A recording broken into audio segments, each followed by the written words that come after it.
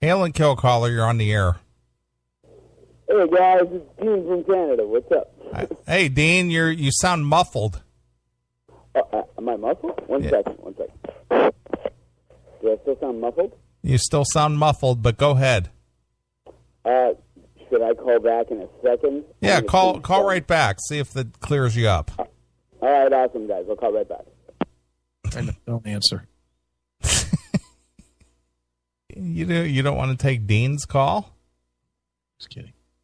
Dean's a good caller. He's actually pretty funny. Dean from Canada. Use a fake accent and say emergency room. Emergency room. Holy shit, it's me again. Yeah, there you go. That's much better. That was fucking weird. Much better. I heard it back on the live feed, and it was like, wow, I sound like I'm stuck in a bowl or something. Yeah. What's up, Dean? You got something Bobby. relevant to talk about tonight? Well, I have been listening, and I haven't been taking notes, but I'm starting to think that some of your callers and the non-celebrity ones, like the Bobby Crash and the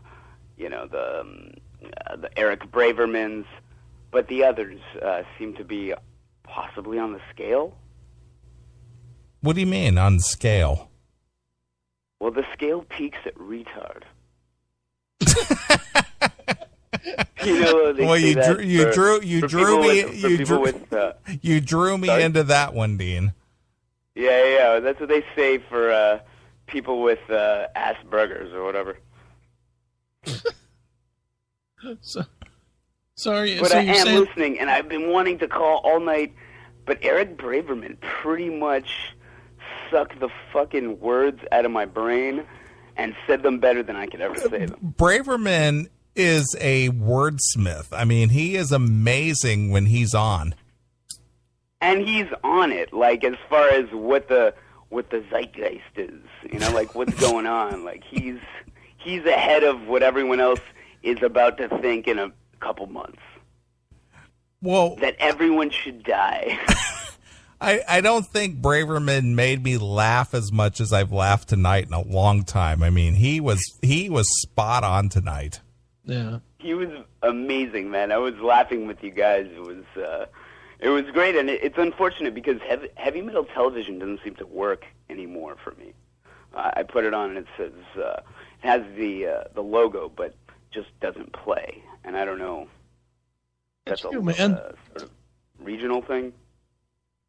I don't know. Maybe it's just your Flash player or something needs to be updated or something. Possibly, because I really did like that channel because it reminded me of... Because when I was a kid, and you guys remember in the, mid to late 80s, we had Much Music, which was like a piss-poor MTV, but a lot of metal videos played throughout the day. Like, a lot. Like, it wouldn't be weird to see... a Motley Crue video after a New Kids on the Block video, or even a Testament video late at night out of the blue.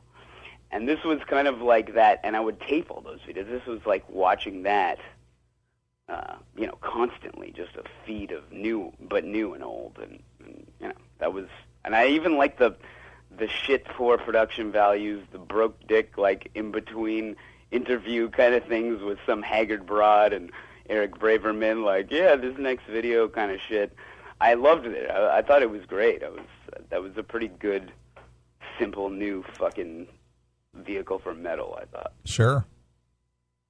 And now it's like, okay, great. Now it's AC/DC. I mean, Guns N' Roses. I mean, Guns N' Roses. I mean, Ozzy. I mean, they're dead. Maybe. Like, it's just, don't you guys feel like you're back in 1989? Like, new in metal news, Guns N' Roses are back. It's like, fuck. They should all be dead. well, Dean, as I said to Tim, or made commentary about Tim's call, we just got to accept the fact that it's an end of an era. It's over. Okay, but it was an end of an era. We're watching them eat their own puke. Yeah, well, that's what I'm saying. It's over. It's done. Yeah.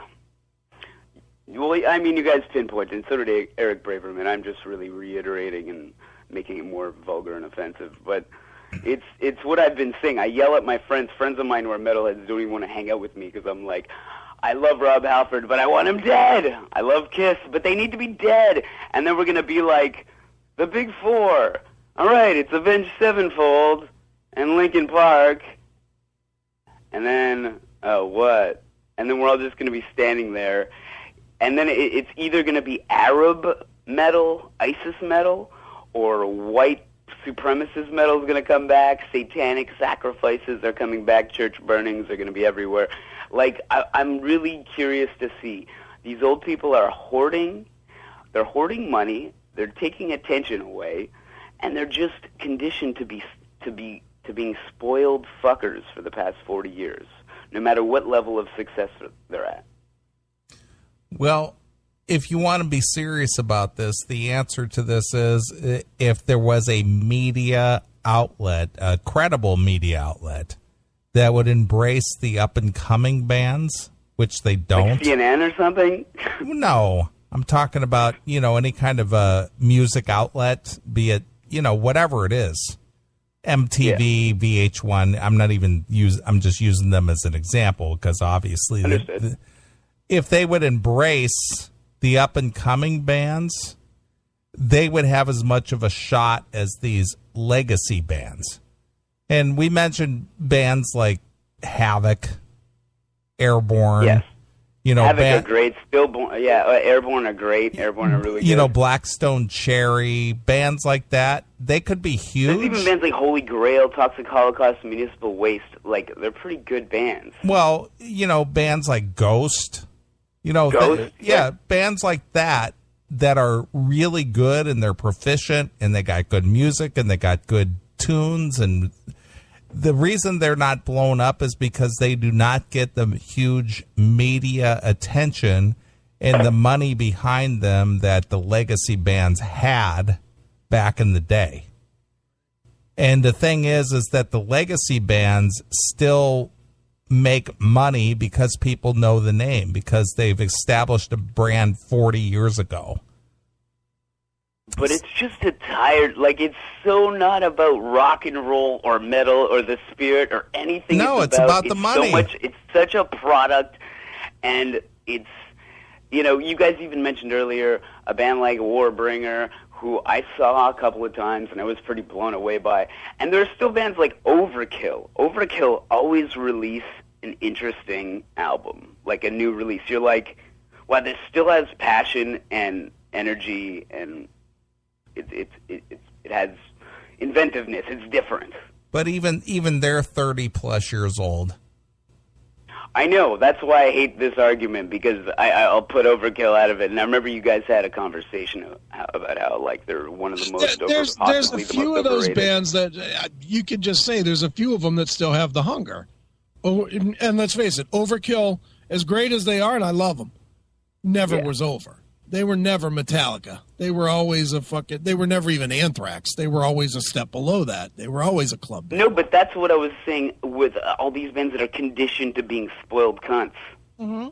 Overkill are still hungry and still fighting because they never became Metallica. They didn't do a Lulu that cost millions of dollars just for the fuck of it. Right. No, of course not. No, but they also at the same time, for as great as they've been, they've never been supported. And I'll argue that to my dying day that a band like Overkill or Testament, better than most of the big four bands, never got the love. And because they never got the love, that's why they're still hungry. Because they don't have the luxury of success. And so they rely on that club money to sustain their living still. Yeah. Overkill can't take. It's not just the name plastered on the club venue for the event tonight, and the name's there, so we just have to kind of show up, with our dialysis machines and such. Look, they show up as the band. Sorry, Bobby Blitz still does specialty shit, and I'll give it to Blitz. He's the shit, man. He's literally on this current tour, whatever I don't remember what is this one, White Devil Armory or something, whatever the newest. Yeah, White Devil Armory, which is great. It is great. But Blitz, when he's playing shows, is still creating custom shirts for the individual city that he's going into to give the fans that come out and support him every time something extra. Personally, he's doing it. And yes, he does make money off of that, but you know, that's the extra mile that a band that hasn't made it has to do now. And that's like those people who sell like pies out of their truck or something. That's crazy. That is. But Blitz, I know when he was here in Cleveland, he had a special Cleveland shirt made just for Cleveland. And then when he went to the next night to Detroit, he had a special Detroit shirt just for Detroit. And that's fucking pretty, you know, that's a lot more passion than most bands have. But that's almost like you could take the person out of the hood, but not the hood out of the, like, that's a real kind of working, just making ends meet kind of mentality. Yeah, but the thing is, if Overkill had been Metallica, they wouldn't be doing that. They wouldn't be doing that. Absolutely not. No, Metallica like, that's so far from any degree of, like, they're so removed from human activity. Well, that's the whole point. Well, just look at last week was Record Store Day, and they made this great big deal about Metallica showing up at a fucking record store to play. But if you really analyze it, that's not really what happened. I mean, yes, technically they played in a music store, but people had to get wristbands. It was very organized. It was very corporate. You know, it wasn't like the guys just fucking showed up somewhere. If they would have just said, we're going to show up somewhere in San Francisco and play, get out to your record store nearest you, and we're going to show up at one of them. And they just showed up at one of them. Now, that would have been fucking passion, because you're really trying to invite fans to go, all the fans all over the city to go out and see you. You know, and it's a real interaction.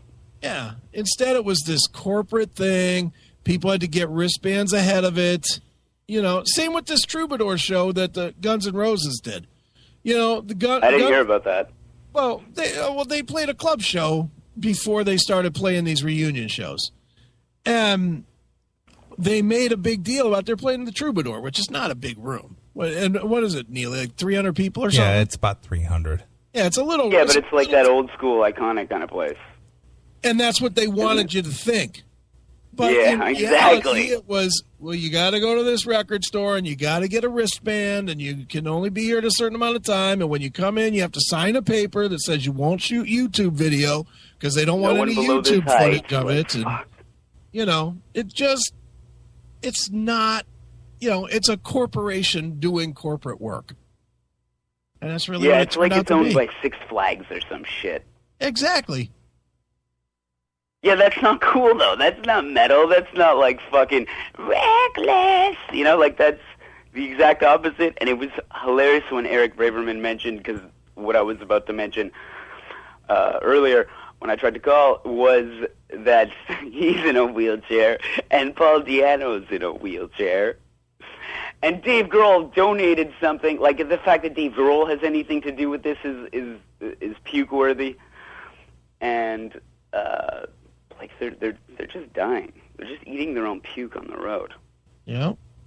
But are people going? Are the attendants actually worth documenting? For the huge bands, yeah. For the little bands, no. Like, are Guns N' Roses doing well? Well, yeah, because it's the reunion after 23 years apart. We'll see. We'll see when the stadiums come. I don't think they're going to sell them out. I'm still thinking they're not selling them out at that price. Like, I how heard much the pre-sales did just very ego? poorly. And sorry?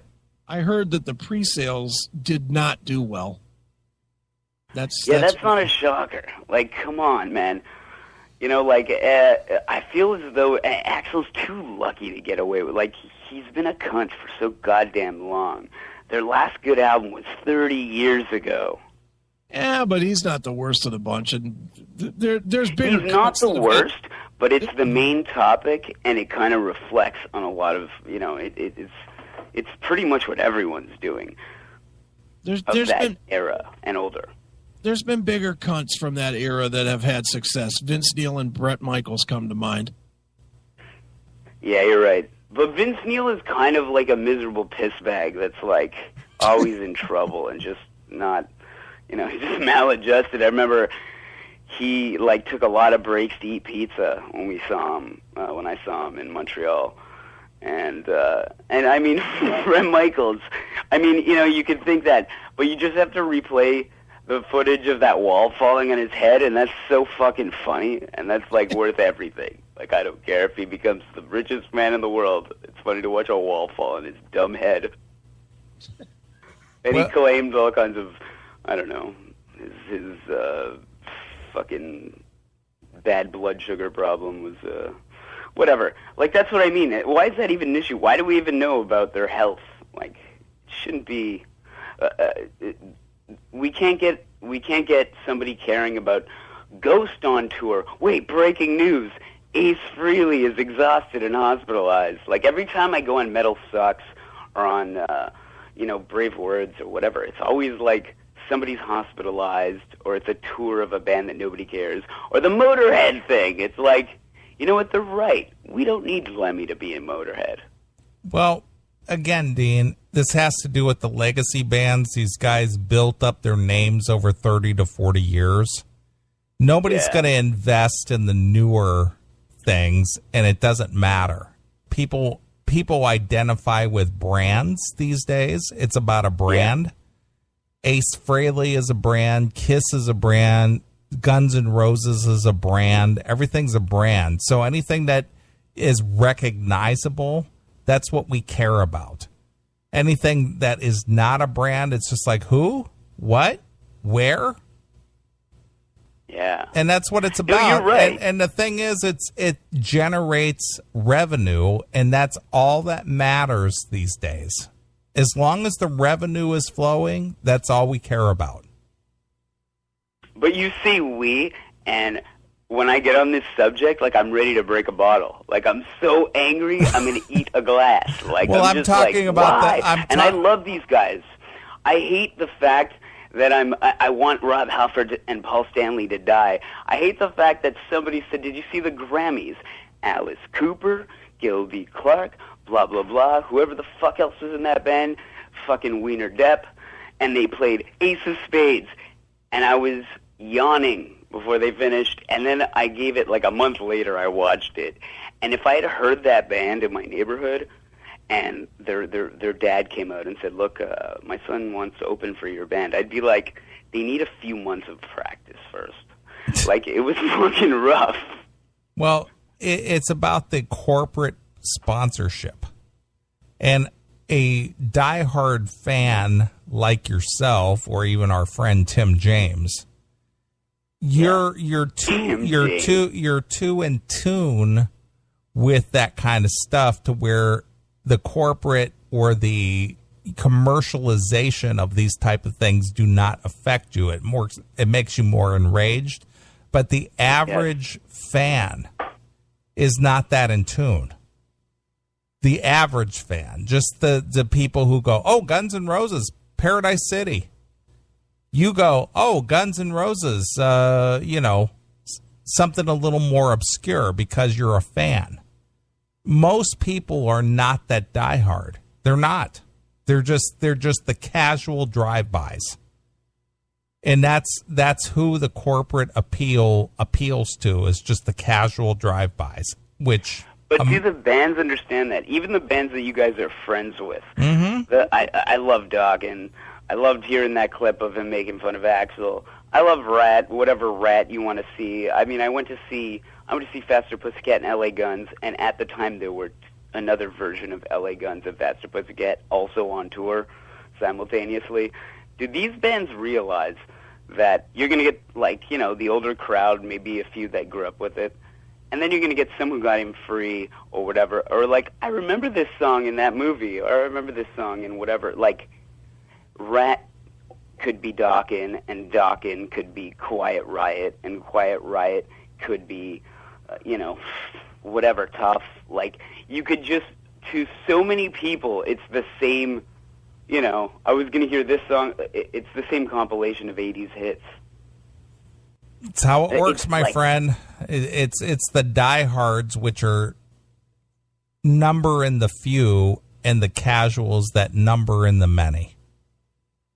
But I'm a diehard. We're all diehards. But I want them to die. We're not all diehards. We're not all diehards. Just the people who choose to listen to a show like us, those might be the diehards. The average minivan driving, family member, not so much. Waterhead World with Jennifer, hair metal world or whatever. Fuck.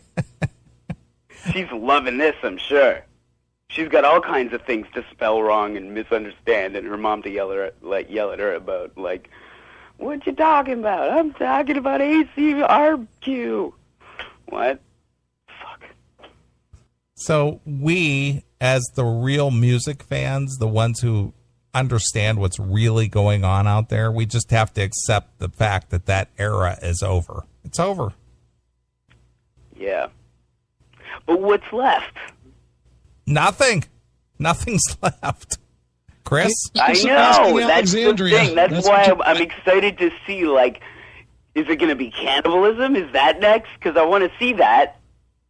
No, it's who knows? It's the underground and the smaller bands that do not get the commercial support.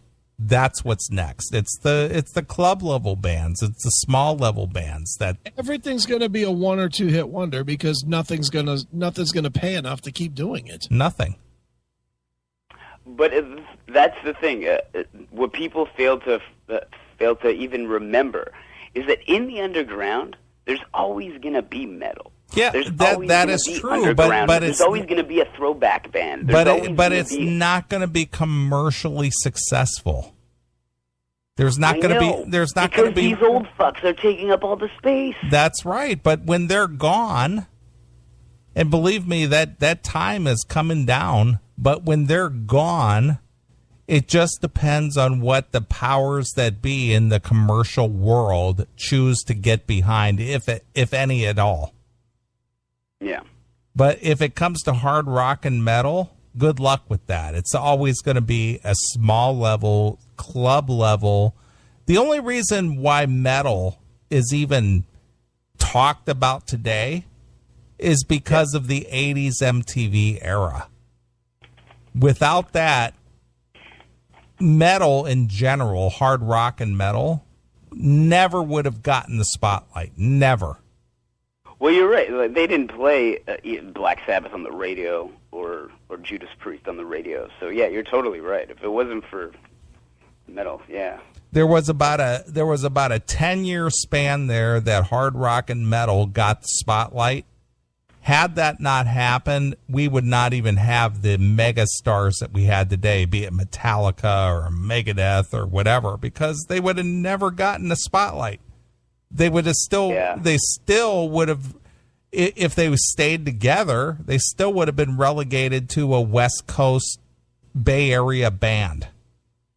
And there's a lot of bands out there that are still doing it that never really got the spotlight, like a Death Angel or even a Testament.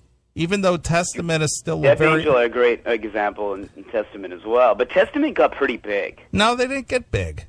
Testament didn't sell millions of records. Chris? Testament? Nah. I think the biggest record might have been Gold. Maybe? Yeah, that's about it. A 500,000. Yeah, I don't think they did much. By today's standards, that's pretty decent, though, isn't it? Like, what's a good selling record? Platinum, obviously, platinum. No, but what's today's platinum? Isn't it different? Isn't it? Well, like it is, but back in the day, if you sold 1 million copies or shipped 1 million copies, it was actually shipped, not sold. Oh, that was platinum. Well, I mean, a lot of those bands. Not so much Testament, but also these bands have sold their songs to every fucking commercial, video game, everything. You could just it isn't the bands, it's Pixar movies. No, it's the owner of the rights, and that would be like Universal Music. Universal Music. They have no say in that? No, absolutely not. Because I was in a band and I was signed to Sony. and they needed our permission in order to use our No, songs. the thing is that because no one knew us. the thing is that a lot of these bands who signed to like Elektra or Sony or Arista or Arista or whatever, they got bought up by Universal Music. When the music industry took a shit, the conglomerate Universal Music bought up everybody, bought up the catalog, bought up the rights, bought up everything. So as far as bands actually having a say-so in who can buy what and for how much, they've got none. Because when they signed a contract, they signed what they call in perpetuity, which means forever and a day. So they had no, which is the reason why a lot of bands like Journey, Foreigner, even Dokken, re-recorded all of their hits because they don't have the rights to their original recordings. So they went and re-recorded their hits. And those are the ones that they have control over. Yeah. The versions that are shitty. Yeah, they're not as good as the originals, but they still re-recorded them and tried to make them as true to the original as possible. I remember you guys played one time Loverboy re-recorded. Yeah, same thing. Stuff. And it was pretty funny because years ago, I guess 2005, I was recording in Vancouver with my guitar player, and our producer had worked with the Mike Reno, singer of Loverboy, and he took us out to a show that he knew Mike Reno would be at, and me and my buddy, my guitar player, we go there with our producer, and he introduces us, and we're like, "Hey man, we're trying to pick up chicks tonight, Mike Reno, what do we do?" And he grabs me by the neck, and he's a giant man, and I'm a little guy, I'm like 5'5", skinny little rocker, grabs me by the neck, and he says, he saw I was holding a condom as a joke, and he ripped it out of my hand. He said, "That's your fucking problem, dude." And he's drinking like a full glass of whiskey. He ripped the condom out of my hand, threw it across, and he said, "You need to get 6 girls, because one's going to leave, so you need 6. You need them all to shave." And then he threw me into a group of girls, and I was like, holy shit, Loverboy are more hardcore than anybody. It's pretty awesome. This motherfucker was a menace. All right, dude. Pretty awesome. Straight, like, tall glass of vodka. Didn't give a fuck. It was 1 a.m. I'm big fat Mike Reno, and I can't fit into my red leather pants anymore. Now leave me the fuck alone. It was like maybe a tarp or like that he had to refix to fit in. It was a car skirt or something, and I don't know, man. He was a big fat fuck, but I think he still sings pretty well, but not as good. And if you're not going to deliver the product, like your art, if you can't deliver your art anymore, if you can't do it, then move on to something else. Well, what if it still gets a promoter to give them a paycheck? They're going to continue doing it until the promoter won't pay them anymore. I know. This is an argument like yelling at a wall, pretty much, as far as, like, you guys know what I'm saying, I know what you're saying, real fans kind of get it, but the fact is, it still sort of sells. In a time when the music business is a fucking joke, nothing fucking sells. And we have, like, you know... Yeah, but peace sells. Who's buying? Sorry? I said peace sells. Who's buying? Well, not me, because honestly, the fucking Mega Dave album gave me... I was car sick. I was in my living room listening to it, and I felt car sick. Like, everyone's talking about how good it is, but I felt that way about the Iron Maiden. I'm like, how is this album making me car sick? I feel like I'm walking in molasses listening to it. Like, and I can't get out of it. It's like a bad dream. You keep running and running and running and can't escape. Slowly, though. Like running in water. You know, like you're like, I'm going to get there at some point. Sure. Just fucking, I don't know. But I guess that's my view as somebody who grew up in a dedicated fan, but now I'm like... Well, your views are wrong, Dean. Fuck you. Well, whatever, man. They're wrong, but I still want them all dead, and I don't give a shit. This is a revolution, motherfuckers. Right. All right, Dean. It was really great to talk to you guys. And,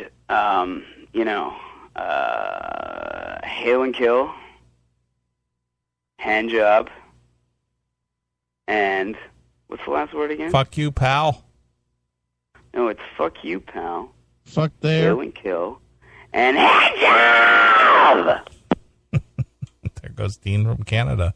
Thanks, Dean. He had a lot to think about tonight, a lot to say. I guess, Jesus.